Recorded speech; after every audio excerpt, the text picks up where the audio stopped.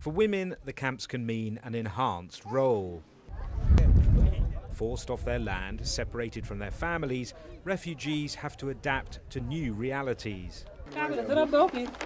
When Mariam Yusuf Nur fled with her family from Darfur, they had to leave her husband's livestock behind.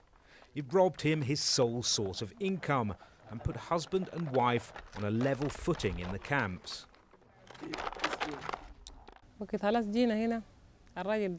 She told us that women can do almost all the work that men did in Sudan. The men and women came here with just the clothes on our backs. But here women can work in the camp or outside it and earn to feed the children and family. Naturally, the woman just reverts to being the stable element, and more she takes charge. She becomes the one in charge of making sure the children get fed.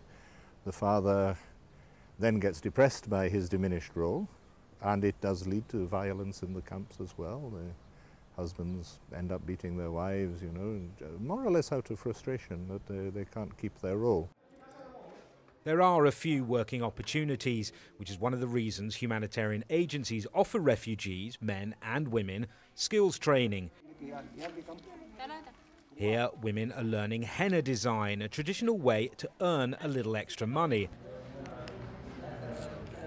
Less traditional is the number of women teachers. Not everyone fled the violence in Darfur. There are, for example, a lack of teachers and health workers in the camps. Many of those vacant posts are now being filled by women. Botiana says it's difficult for all the girls to complete their education. Some of them marry early and some of them have to help their parents cooking and collecting water.